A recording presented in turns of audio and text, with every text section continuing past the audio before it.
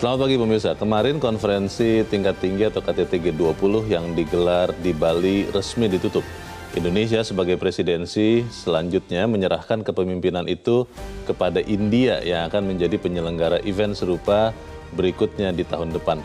Kita tentu patut bersyukur puncak penyelenggaraan KTT G20 tahun ini yang dihelat di Nusa Dua Bali pada 15-16 November itu secara umum berlangsung aman dan lancar. Pemirsa, inilah editorial Media Indonesia di siang ini Kamis 17 November 2022 dengan tema Harapan dari Pulau Dewata bersama saya Leonard Samosir, dan editorial Media Indonesia ini juga dapat Anda simak melalui MG Radio Network di frekuensi 94,7 FM di kawasan Jakarta dan sekitarnya.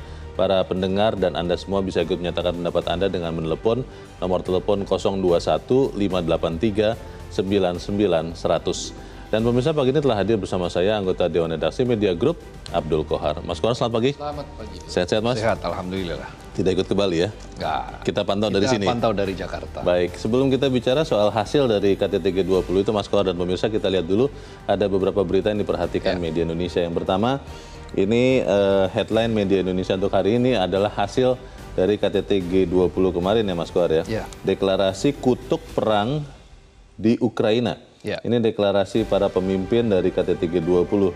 Ini benar-benar akhirnya ada dalam tanda petik mengutuk perang di Ukraina atau memang ini dibuat seperti itu? Lah ya. Akhirnya diperhalus karena sangat-sangat alot ya. Bukan hanya sangat alot tapi sangat-sangat alot. Sangat-sangat alot. Karena poin-poin yang lain kan juga alot. Ada yang sangat alot, ada yang alot, ada yang sangat-sangat alot. Nah, yang paling alot atau sangat-sangat alot ini adalah deklarasi soal perang ini. Karena di situ masing-masing pihak ada yang kontra terhadap statement deklarasi ini. Karena ada wakil Rusia juga di situ ya? Ada wakil Rusia, ada kemudian Tiongkok yang selama ini memilih untuk tidak bersikap kan selama ini. Tetapi akhirnya semuanya setuju bahwa perang itu akan mengganggu banyak hal, mengganggu perekonomian dunia, mengganggu rantai pasok, lalu menciptakan inflasi, dan banyak kepedihan-kepedihan lain yang membuat kemudian capaian-capaian pembangunan itu menjadi bukan saja runtuh, tetapi untuk masa depan jangka panjang itu menjadi tidak pasti. Nah, itulah yang kemudian menjadi keprihatinan termasuk dari Indonesia, bahwa perang ini harus segera diakhiri. Betul, tanpa harus kemudian berpanjang-panjang dengan mempertegas siapa menyerang siapa begitu ya. Betul. Tapi perangnya sudah terjadi dan itu harus segera dihentikan. Iya, tidak ada redaksi siapa menyerang siapa. Intinya adalah menghormati posisi masing-masing. Yang paling penting adalah perang segera hentikan. Baik. Ini politik luar negeri bebas aktif yang sangat indah ya, sangat ciamik dimainkan oleh Indonesia. Tidak ingin mengkhianati kepercayaan yang sudah diberikan oleh negara-negara yang hadir di G20 ini. Baik, kita akan bicarakan itu lebih jauh nanti di editorial. Kita tinggalkan dulu berita itu, kita ke berita selanjutnya di halaman 2, di halaman dalam di harian Anda pemirsa. Ini ada berita fotonya dan beritanya ini adalah uji coba kereta cepat Jakarta-Bandung. Disaksikan oleh Jokowi dan Xi Jinping juga. Di sela-sela KTT G20 di Nusa Dua Bali disaksikan secara daring. Ini sudah ada uji coba terbatas 15 km berjalannya, tapi disebut-sebut akan coba beroperasi. Saya tidak tahu apakah akhir tahun ini atau tahun depan ya, Mas? Pertengahan tahun depan. Pertengahan tahun depan. Targetnya adalah Juni. Operasional komersial maksudnya ya? Ya, betul. Sudah bisa betul-betul berjalan, itu praktis berjalan. Normal, 100%, itu nanti di bulan Juni 2023 targetnya. Dengan kecepatan operasional 350 km per jam. Kapasitas kecepatannya sih bisa sampai 420. Betul. Tetapi operasionalisasinya nanti 350. Jakarta-Bandung bisa jadi kurang dari 1 jam ya? Iya, sekitar 1 jam lah. Wah, nanti tidak dipaksakan untuk menjadi kurang dari 1 jam. Tetapi sebetulnya bisa sampai 45 menit saja. Tetapi ini akan diuji coba dengan uji coba yang step by step gitu kan. Kayak kemarin itu dengan kecepatan 80 sampai 100. Nah, itu untuk melihat apa kekurangan dan apa yang harus segera diperbaiki karena memang belum 100% kan. Betul. Baru 80,4%. Dan ini bentuk nyata dari kerjasama internasional ya sebetulnya ya. Kerjasama terutama antara Indonesia dan China dan Tiongkok yang menjadi semacam simbol. Ini menjadi kereta cepat pertama di Asia Tenggara kan. Di Asia Tenggara kan baru ada di Indonesia di sini. Oke, lihat tadi bentuk Nah ini keretanya seperti lihat di luar negeri ya ini. Iya betul. Tapi tidak ada bedanya dengan kereta cepat di luar negeri kan. Betul, ini di Indonesia keren sekali ya. Ya, di Jepang, di Eropa kita saksikan kereta cepat seperti ini dan kita akan bangga karena tahun depan kita akan memiliki kereta cepat ini. Baik. Sesegera mungkin di bulan Juni. Semoga bisa ikut perjalanan pertamanya ya. Saya ingin mencoba itu. Tapi kita harapkan ini kemudian bisa berjalan lancar. Kemudian juga hubungan kerjasama investasi dengan negara lain bisa memakmurkan Indonesia. Kita tinggalkan berita itu, kita ke berita selanjutnya masih dari halaman 2. Ini terkait kasus gagal ginjal akut. Polisi sudah tetapkan tersangka. Nah, yang kemarin ditunggu-tunggu ya Mas Kohar ya. Larinya atau ujungnya penyidikan ini seperti apa? Bagaimana Mas Kohar? Sampai saat ini baru ada satu tersangka dan itu adalah dari korporasi. Tetapi sudah beberapa pihak diperiksa, beberapa orang diperiksa. Misalnya dari Badan POM juga sudah ada 4 orang yang diperiksa. Para pihak juga sudah bekerja. Perusahaan farmasi juga sudah mendapatkan sanksi beberapa diantaranya. Dan apa akibatnya? Tidak ada kasus tambahan. Itu yang kabar gembiranya. Berhenti di stuck di 324 dan mudah-mudahan ini juga tidak akan terjadi seterusnya. Betul. Apa yang dilakukan? Ya dilakukan berarti menegakkan aturan. Dengan menegakkan aturan tidak boleh ada kandungan obat yang mengandung bahan berbahaya itu melebihi ambang yang ditentukan. Ketika sudah melebihi ambang yang ditentukan, jangka pendek mungkin tidak terasa, tetapi jangka panjang kita menyaksikan ada kasus seperti ini. Nah, karena itu ini menjadi warning agar pengawasan ke depan tidak lagi menjadi kendor gitu, menjadi main-main, gitu. Apalagi main-main tuh, apalagi dipermainkan kan itu jangan sampai. Gitu. Betul. Semoga setelah ini pengawasan juga ya untuk obat dan makanan lebih bagus lagi. Betul. Karena ini menyangkut nyawa, Leo. Betul. Ini signifikan. Baik, kita ikuti nanti perkembangan selanjutnya seperti apa. Kita ke editorial, pemirsa Mas Kohar.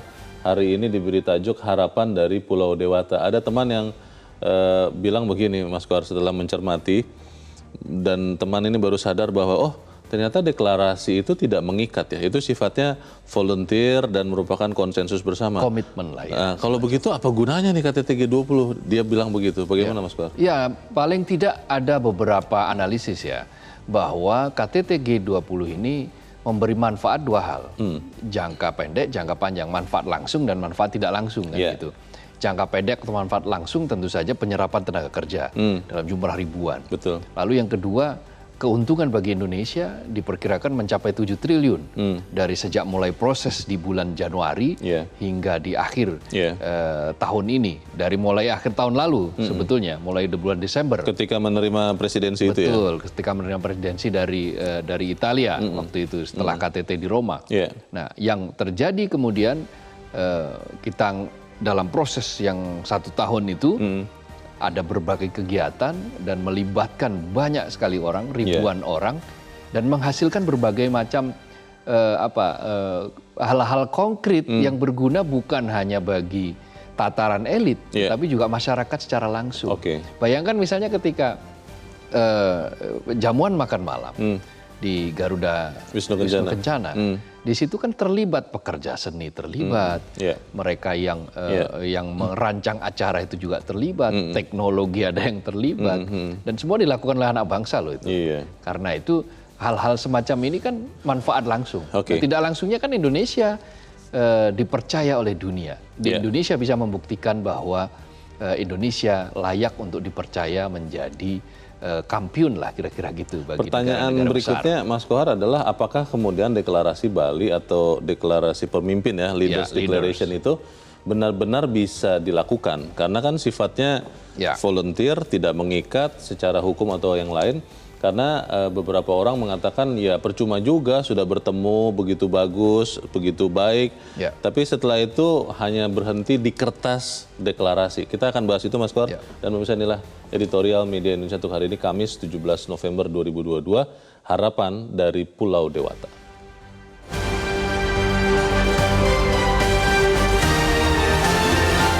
Harapan dari Pulau Dewata.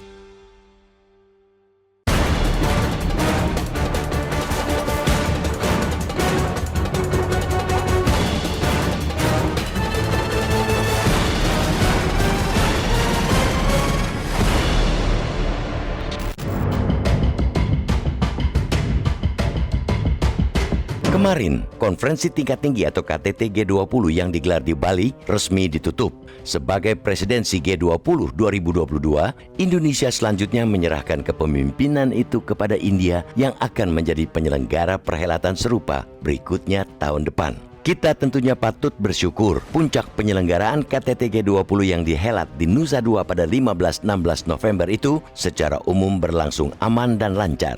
Kendati ada sedikit kekecewaan delegasi Rusia dalam forum tersebut lantaran ada kecaman terhadap agresi negara itu di Ukraina. Draft deklarasi yang diusulkan dalam presidensi Indonesia kali ini disepakati mayoritas anggota. Melalui forum ini, kita tentu menghargai dan mengapresiasi usaha semua pihak, baik instansi pemerintah maupun swasta yang telah bekerja keras terlibat mempersiapkan ajang ini sejak jauh-jauh hari. Mulai dari membentuk berbagai Sherpa, hingga menyelenggarakan berbagai kegiatan pra-event sebelum puncak KTT berlangsung. Tidak mudah menggelar sebuah forum yang dihadiri para pemimpin dunia di tengah situasi sosial, ekonomi, dan politik yang tidak menentu saat ini. Selain pandemi COVID-19 yang masih menghantui, kondisi perekonomian global juga sedang tidak baik-baik saja. Begitupun dengan ketegangan politik antar bangsa, termasuk konflik Rusia-Ukraina. Di tengah kondisi dunia yang gelap ini, wajar banyak pihak berharap forum G20 dapat menjadi titik terang. Momen penyelenggaraan KTT ini diharapkan dapat mengurangi kekhawatiran banyak pihak. Apalagi semua negara anggota G20 bisa dibilang merupakan penentu arah dunia. Selain menguasai 80% perekonomian global, mereka juga menguasai 79% perdagangan dan mewakili 60% penduduk dunia. Dengan demikian, forum ini dipandang signifikan untuk menjawab berbagai krisis yang ada. Dalam dokumen Bali Leaders Declaration yang dihasilkan, setidaknya ada upaya serius di semua anggota G20 untuk bersama-sama memulihkan kondisi perekonomian dunia. Mereka misalnya sepakat mewujudkan ketahanan rantai pasok global untuk mendukung pertumbuhan jangka panjang yang berkelanjutan, inklusif, dan adil. Selain itu, mereka pun akan mengambil tindakan untuk mendorong ketahanan pangan dan energi serta mendukung stabilitas pasar. Hal yang juga tak kalah penting, dalam dokumen Bali Leaders Declaration yang dihasilkan, Indonesia disebut memperoleh komitmen pendanaan sebesar 20 miliar US dollar atau sekitar 312 triliun rupiah dari Just Energy Transition Program. Komitmen pendanaan program energi transisi ini, menurut Presiden Jokowi, penting karena akan memberikan dampak signifikan terhadap kondisi lingkungan dunia.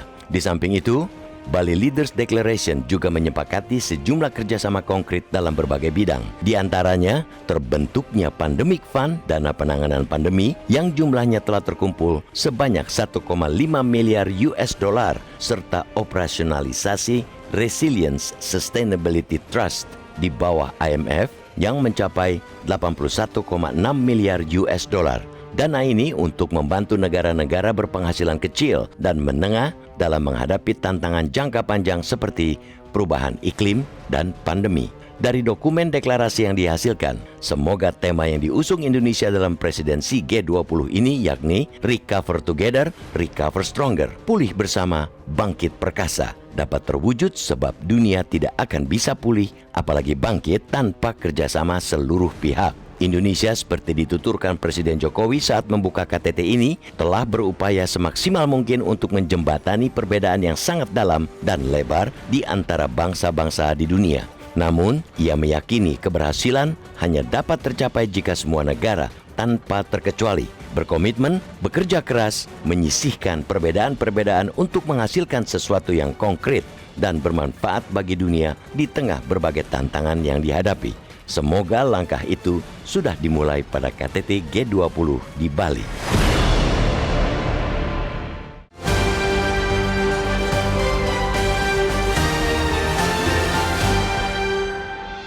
Di bagian berikut Anda bisa ikut menyatakan pendapat Anda terkait dengan editorial pagi ini. Pemirsa, untuk saat ini tetaplah bersama kami.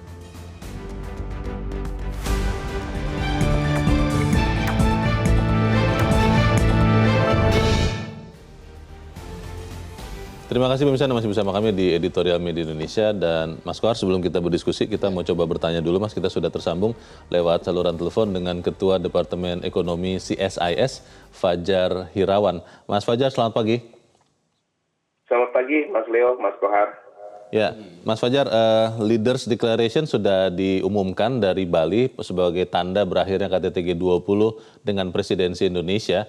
Pertanyaan saya adalah begini Mas Fajar, karena KTT G20 dan semua yang dihasilkan itu kan sifatnya voluntary ya, tidak mengikat secara hukum, dan kemudian belum tentu juga nanti akhirnya kalaupun tidak diikuti oleh negara-negara anggota ada sanksi. Tapi pertanyaannya begini, melihat sejarah KTT G20 sebelumnya, berapa persen dari deklarasi yang merupakan semacam kesimpulan dari pertemuan itu yang kemudian akhirnya dilaksanakan oleh anggota G20, Mas Fajar? Oke, terima kasih Mas Leo. Pertama mungkin saya juga ingin mengucapkan apresiasi yang begitu besar ya pada pemerintah Indonesia yang berhasil menyelenggarakan G20 2022 ini. Dan kalau misalnya pertanyaan tadi, menurut saya kalau kita telaah 2 sampai dengan 3 tahun ke belakang ya, semenjak summit di Jepang tahun 2019, lalu di Riyadh 2020 dan juga di Roma tahun 2021, menurut saya memang kecenderungan pastinya akan ada kesinambungan. Yang pasti ada beberapa isu yang juga memang sudah menjadi isu prioritas yang diusung oleh presidensi Indonesia di G20 2022 ini. Yang pasti terkait dengan masalah sustainable development gitu ya, bagaimana caranya kita fokus kepada transisi energi yang berkelanjutan, kemudian yang juga terkait dengan transformasi digital, dan mungkin yang agak sedikit perbedaan yang mungkin yang bisa kita lihat adalah memang adanya fokus pada masalah kesehatan, karena mungkin 2019-2020 kita juga ditempa oleh sebuah pandemi gitu ya, dan makanya ada sebuah usulan terkait dengan arsitektur kesehatan global, seperti itu Mas Leo. Mas Fajar, ini kalau kita lihat ada beberapa poin hasil ya yang konkret dari KTT G20, saya ambil saja dari editorial. Ada komitmen pendanaan untuk program transisi energi ya, GETP, itu sekitar $20 miliar. Kemudian juga ada terbentuk pandemic fund yang di jumlah awalnya $1,5 miliar. Lalu ada beberapa poin-poin penting lain yang kita harapkan kalau itu terlaksana akan banyak membantu bukan hanya Indonesia tapi dunia. Pertanyaannya, dari semua komitmen ini, kalau Anda melihat itu akan terlaksana atau memang perlu usaha kita juga untuk memastikan itu akhirnya cair juga begitu? Bagaimana Mas Fajar? Iya, nah kembali lagi terkait dengan makna dari G20 itu sendiri. Tadi mungkin sudah dibahas oleh Mas Leo dan juga Mas Kohar bahwa memang G20 ini sifatnya non-binding atau tidak mengikat. Namun menurut saya kalau kita jadikan tolak ukur keberhasilan dari G20 Summit gitu ya, menurut saya memang tidak bisa dikaitkan dengan apakah ada komunike atau tidak, ataukah ada apapun hanya sifatnya hitam di atas putih. Tapi menurut saya tolak ukur keberhasilan dari G20 ini pada dasarnya hanya semacam bagaimana kita bisa memberikan atau memiliki kesamaan visi, kesamaan persepsi gitu ya terkait dengan isu-isu global. Jadi pengenalan, recognition, dan juga terkait dengan pemahaman yang sama terkait dengan isu global, khususnya terkait dengan ekonomi, itu menurut saya adalah hal yang paling lebih penting gitu ya. Nah terkait dengan pelaksanaannya atau realisasinya atau konkretnya, lagi-lagi itu dikembalikan kepada negara masing-masing, Mas Leonard. Nah makanya memang ke depannya perlu ada mekanisme atau mungkin sebuah sistem monitoring atau assessment ya. Tapi lagi-lagi kita harus bisa menggarisbawahi bahwa G20 itu tidak punya sekretariat gitu ya, dalam artian berbeda dengan ASEAN misalkan yang punya sekretariat. Jadi memang dari sisi kelembagaannya melembagakan apa yang menjadi putusan atau hasil dari G20 itu ya pastinya dikembalikan lagi kepada negara masing-masing, seperti itu, Mas Leonard. Baik. Terakhir Mas Fajar ingin tahu, kalau sekarang kan tongkat sudah diserahkan kepada India, tongkat kepresidenan atau kepemimpinan keketuaan, itu apalagi yang masih bisa dilakukan oleh Indonesia untuk juga mewarnai G20 ini? Yang pasti Indonesia itu masih akan terlibat dalam troika ya. Jadi ada semacam kolaborasi antara 3 anggota yang memang berdekatan. Ketika presidensi Indonesia di tahun 2022, troikanya adalah Italia dan juga India. Nah, nanti Indonesia masih terlibat sebagai troika yang pastinya untuk memastikan bahwa hasil-hasil kesepakatan yang dibahas di KTT G20 di tahun 2022 di Bali itu bisa juga terus dijaga gitu ya, dalam artian bagaimana kita cara mencapainya dan pasti ada kesinambungan ke depannya. Seperti itu, Mas Leonard. Baik, informasi yang sangat jelas dan sudah mencerahkan kami. Terima kasih Mas Fajar Hirawan, Ketua Departemen Ekonomi CSAE. Selamat pagi Mas Fajar. Pertanyaan besarnya itu Mas Kohar, ya. KTT G20 sudah berjalan dengan aman, dengan lancar, lalu tadi sudah dijelaskan sangat alot, tapi Indonesia dengan luas, Pak Jokowi dengan luas bisa menjembatani. Tapi kan pertanyaan berikutnya adalah setelah ini apa? Apakah yang komitmen-komitmen itu bisa terlaksana? Lalu dampaknya untuk Indonesia itu apa? Nah begini Leo, kondisi ketika Indonesia menerima presidensi G20 itu belum ada perang Rusia-Ukraina. Karena terimanya Desember ya? Betul. Perangnya baru Februari? Perangnya baru Februari, baru awal Maret ya. Meskipun tensi waktu itu sudah mulai hangat ya, mulai ada ketegangan. Tetapi belum ada tanda-tanda bahwa ini mau menjadi perang beneran. Nah, artinya paling tidak saat itu ya optimisme akan membuncah. Tetapi di tengah jalan tiba-tiba ada perang. Apa yang terjadi kemudian? Sepanjang Februari sampai bulan November tidak ada kesepakatan apapun, stuck semuanya. Kesepakatan terakhir kan baru pada bulan Februari. Baru setelah itu ada kesepakatan lagi melalui Leaders Declaration itu. Maka banyak yang pesimistis bahwa KTT ini akan menghasilkan sesuatu deklarasi lah, katakanlah. Banyak yang pesimistis bahwa akan ada deklarasi. Maka kan sampai ada pernyataan dari Pak Luhut Binsar Panjaitan yang menyatakan mungkin tidak ada deklarasi.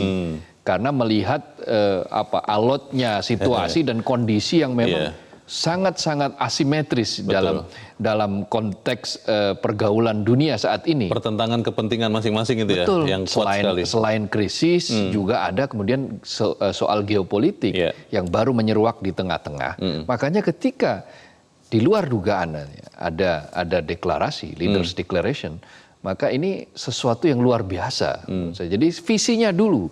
Tadi kata Mas Fajar kan visinya dulu disamakan. Yang paling penting di situ. Ketika visi sudah berhasil ditemukan dalam situasi yang tidak menentu ini, itu juga sudah poin yang luar biasa. Nah, ketika itu tinggal detail teknisnya. Nah, apalagi Indonesia kan masih menuntun lah hasil-hasil, memastikan bahwa hasil di Bali ini akan berkelanjutan terus. Nanti ketika presidensi di tangan India, maka disitulah poin yang paling penting. Seperti capaian paling maju adalah misalnya pandemic fund yang sudah digagas sejak di Italia, di Roma. Tetapi faktanya hari ini kita sudah menyaksikan sudah ada komitmen 1 miliar lebih. Komitmen awal ya, $1,5 miliar pandemic fund. Lalu ada transisi energi di Indonesia dengan komitmen anggaran $20 miliar. Itu luar biasa besar. Lalu ada komitmen dari G20 dan lembaga keuangan dunia untuk membantu keuangan negara-negara miskin terutama. Betul. Dengan jumlah komitmen mencapai saat ini yang sudah konkret $81 miliar dan akan terus diperlebar menjadi $400 miliar. menggunakan dana itu dipakai untuk kepentingan negara-negara miskin. Ini artinya kan berarti visinya itu sudah sama. Betul. Bahwa dunia harus bergerak, ekonomi harus bangkit, kegelapan harus segera diusir sehingga teranglah yang datang. Karena saya ingat cuitan bosnya IMF itu, Madam Georgia di Twitter itu 11 Oktober lalu mengatakan Indonesia itu terang di tengah gelap katanya. The brightest spot katanya. Ya betul, makanya benar ini G20 di Indonesia ini apa? Karena orang itu berkumpul kan sebaiknya di tempat terang, bukan di tempat gelap kan gitu. Karena itu ketika Indonesia di tempat terang, ya itu perkumpulan yang benar gitu. Pertanyaannya apakah kemudian kita semua, maksud saya kita itu adalah orang Indonesia, benar-benar memang bisa melihat ada spot yang terang ini. Karena kalau kita baca kembali, tadi Mas Kohar sudah sebut di Twitter, itu masih banyak yang mengatakan, wah ini gagal karena Putin tidak hadir.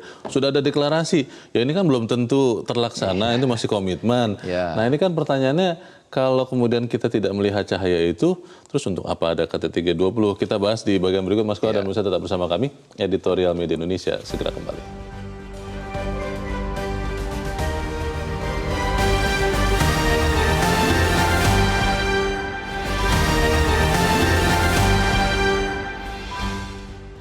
Terima kasih pemirsa, Anda masih bersama kami di Editorial Media Indonesia, dan kita, Mas Kohar, sebelum melanjutkan diskusi mau bertanya juga bagaimana pendapat dari pemirsa Metro TV terkait dengan harapan dari Pulau Dewata ini. Kita sudah tersambung dengan pemirsa Metro TV di Cirebon, Jawa Barat, ada Ibu Indra. Ibu Indra, selamat pagi. Selamat pagi Bung Leonard Samosir dan Bung Abdul Kohar. Assalamualaikum warahmatullahi wabarakatuh, Metro TV. Waalaikumsalam warahmatullahi wabarakatuh. Bagaimana Ibu Indra? Ibu pasti punya pengharapan nih. Bagaimana Bu? Iya, walau semula diragukan, akhirnya kita berhasil merumuskan solusi bersama atasi krisis global ini. Dan ada ciri yang kita tangkap, ciri indah dan damai, Bung Leo. Ya, dari saat penerimaan tamu, ya, suasana indah dan damai itu terasa disambut semua pemimpin negara itu. Nah, kemudian semuanya berjalan, dan yang perlu digarisbawahi, terlihat sekali meredakan rivalitas yang kian meruncing, yang biasanya didiktekan oleh negara-negara yang merasa adik kuasa. Dan sekarang Indonesia bisa menampil ini adalah sahabat dari negara-negara lain. Nah, iya, dan negara-negara lain jadi bisa meniru, termasuk nanti ini membuka jalan bagi India. Kita ini sudah bisa membuat negara lain percaya bahwa Indonesia adalah mitra terpercaya mengatasi berbagai isu. Karena Indonesia punya segala. Nah, tadi dikatakan hasil yang konkret, yang nyata oleh Bung Leo dan Bung Abdul Kohar mengenai kereta api cepat. Saya lebih menyoroti yang sudah kita hasilkan bersama negara lain, yaitu tadi pandemi fund itu. Penanggulangan krisis kesehatan dengan biaya lintas negara. Wah, itu bukan main. Nanti itu bisa menjangkau rakyat kecil juga, UMKM, alat kesehatan dan sebagainya. Dan juga krisis energi itu. Dananya sudah ada. Kita punya batu bara. Itu yang sekarang ingin diubah dari energi terbarukan itu, ya. Terima kasih Bung Leo. Assalamualaikum warahmatullahi wabarakatuh. Waalaikumsalam warahmatullahi wabarakatuh. Terima kasih Ibu Indra di Cirebon, Jawa Barat untuk pendapat Ibu. Selamat pagi. Di belakang Ibu Indra ada Pak John Veto di Batam, Kepulauan Riau. Pak John, selamat pagi. Selamat pagi Bung Leo, selamat pagi Mas Kohar ya. Ya, silakan Pak John, pendapat Anda Pak. Iya. Ini memang yang diharapkan betul ini yang dibedah oleh editorial, harapan dari Pulau Dewata. Jadi begini Mas Kohar, jadi kita kalau 10 tahun yang kebelakang, 5 tahun kebelakang, Indonesia kan dianggap remeh. ya, dia nggak remeh, tidak ya apalah ini Indonesia. Tapi kemarin ya tanggal 15-16 dibuktikan dengan internasional. Ya, saya ambil yang apanya aja, yang kaji-kaji ringan-ringannya aja saya baca. Contoh ya, negara penduduk paling banyak di dunia, Cina itu kepala negaranya datang. Nomor 2 India datang, nomor 3 Amerika datang, kita nomor 4.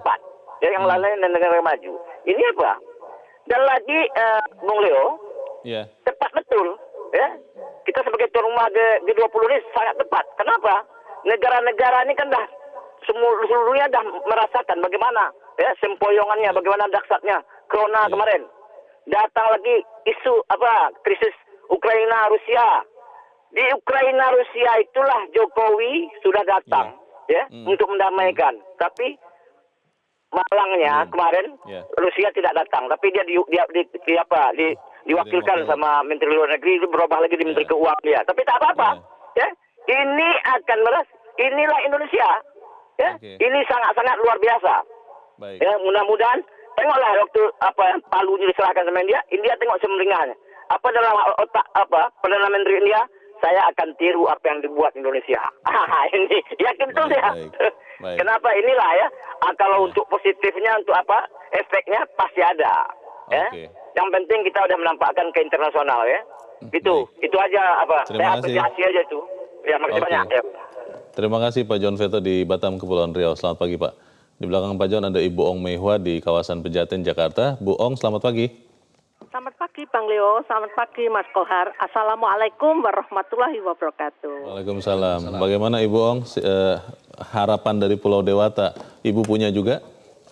Ya, harapan saya karena sudah dicetuskan untuk membangkitkan ekonomi. Dan kemarin ternyata G20, G20 telah mengumpulkan dana 20 miliar dolar. Itu untuk mengatasi kebangkitan ekonomi, untuk energi, lalu untuk kesehatan, ya kan Mas? Nah, jadi ya mudah-mudahan dengan adanya G20, peningkatan tenaga kerja akan kita rasakan, Bang.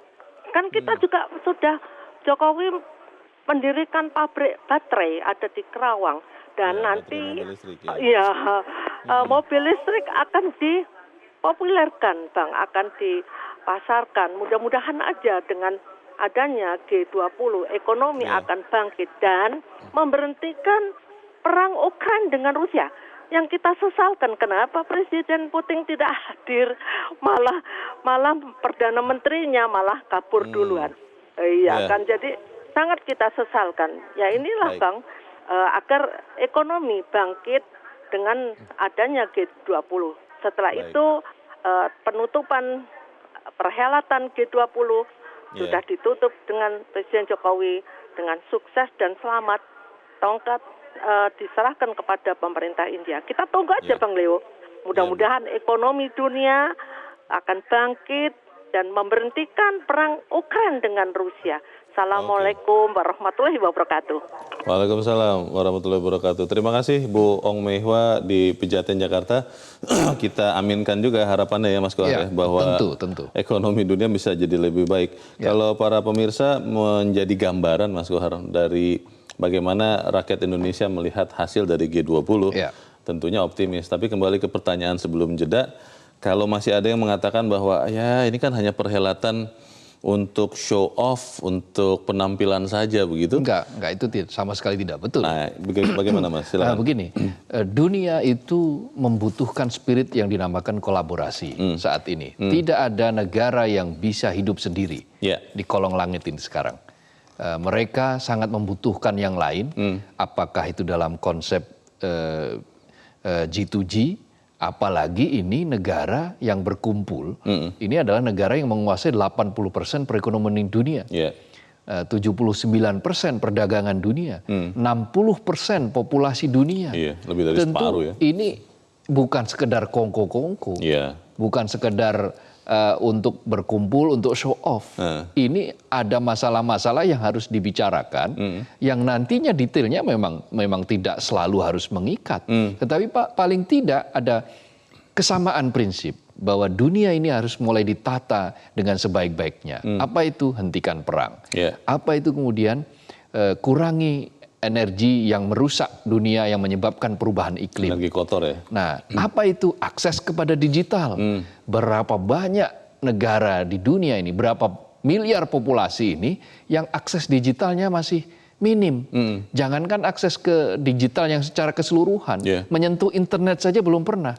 Ada miliaran jumlahnya. Dan masih, bagaimana mengatasi kesenjangan itu? Itulah yang kemudian dirumuskan. Makanya kenapa ada pendanaan yang konkret di situ. Ada untuk transisi energi, sekaligus juga untuk membantu akses digital. Akses digital, literasi digital, kemudian bagaimana menumbuhkan kreativitas pada digital di UMKM, itu yang menjadi tekanan Menkominfo kemarin kan, setelah perhelatan G20 ini, G20. Maka itu menjadi sangat-sangat konkret nantinya ketika ini sudah berjalan. Nah, negara, ada 40 negara terancam bangkrut kan, karena pandemi kemarin. Betul.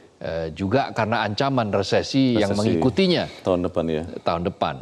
Tetapi apa yang harus dilakukan oleh dunia? G20 menawarkan solusi. Apa? Menggandeng IMF, menggandeng lembaga-lembaga keuangan yang lain, menggandeng dunia-dunia maju untuk membantu negara-negara yang sedang kepayahan ini. Nah, kebetulan yang tadi sebagaimana disampaikan oleh Madam Gilvera, bahwa Indonesia itu terang di tengah gelap. Kebetulan Indonesia terang. Optimisme kita sangat besar. Kita hanya 25% yang tergantung pada global, ekonomi global. Selebihnya 75% kita di-drive oleh domestik. Makanya kita relatif tidak terkena dampak ya. Meskipun yang ada dampaknya tetapi perlambatan saja. Bagaimana harapan atau energi positif kalau saya boleh sebut dari hasil KTT G20 ini benar-benar bisa menyemangati kita semua, termasuk khususnya rakyat Indonesia. Kita bahas di bagian berikut, Mas Kohar. Pemirsa tetap bersama kami, Editorial Media Indonesia segera kembali.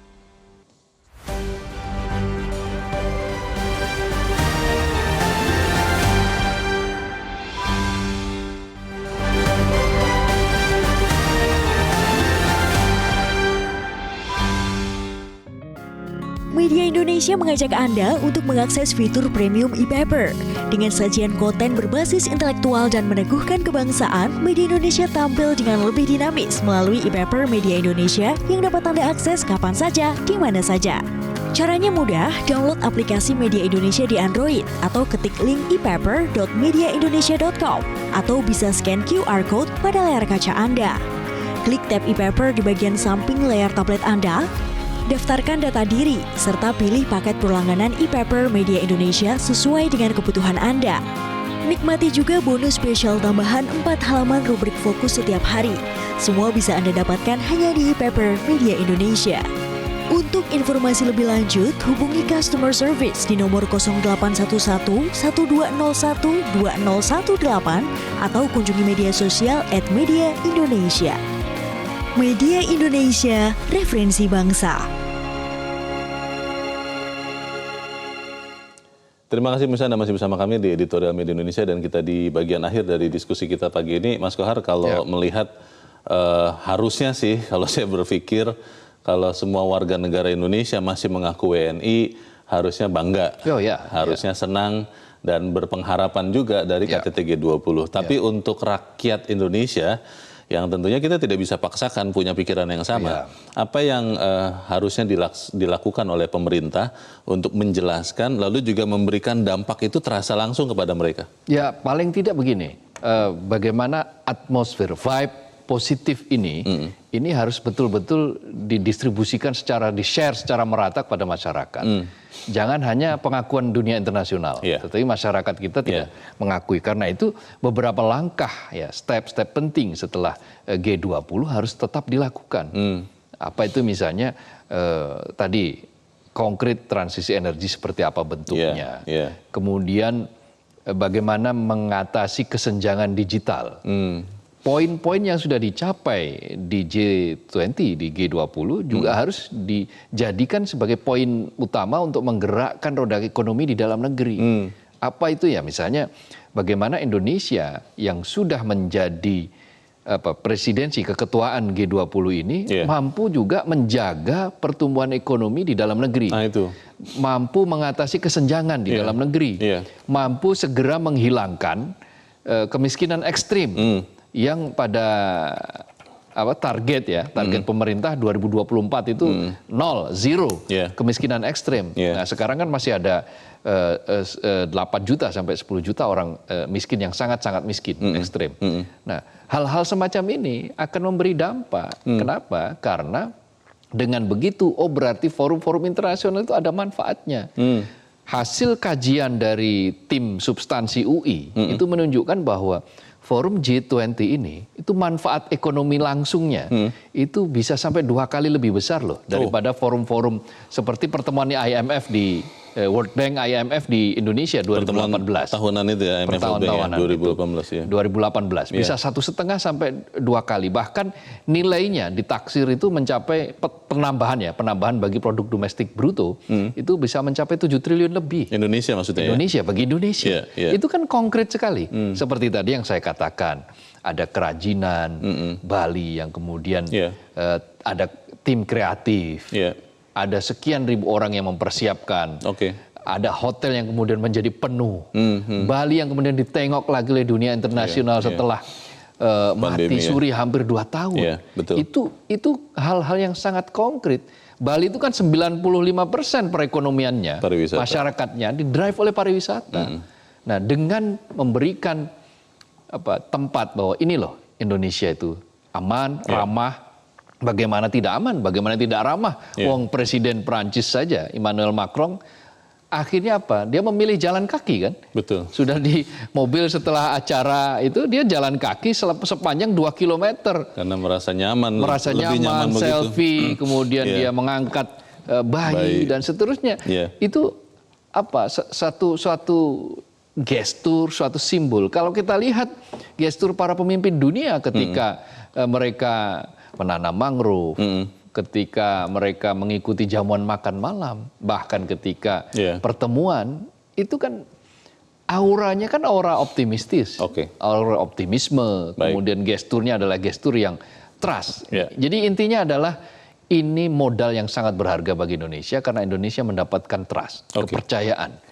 Bagaimana orang bisa percaya kalau kemudian tidak percaya kalau kemudian muncul deklarasi kan? Itulah modal yang sangat berharga yang mudah-mudahan akan membawa dampak positif bagi perekonomian kita tahun depan. Baik, kita aminkan itu dan Mas Abdul Qohar terima kasih sudah hadir di tempat ini. Selamat pagi Mas. Selamat pagi Leo, makasih. Pemirsa, momen penyelenggaraan KTT G20 diharapkan dapat mengurangi kekhawatiran banyak pihak, apalagi negara-negara anggota G20 bisa dibilang adalah penentu arah dunia. Selain menguasai 80% ekonomi global, juga menguasai 79% perdagangan dan 60% mewakili penduduk dunia. Forum ini dipandang signifikan untuk menjawab kritik yang ada dan mari kita sama-sama mewujudkan harapan yang sudah kita munculkan dari Pulau Dewata. Saya Leonard Samosir berterima kasih Anda sudah menyimak editorial Media Indonesia untuk pagi ini. Tetap jaga kesehatan Anda. Selamat pagi, sampai jumpa.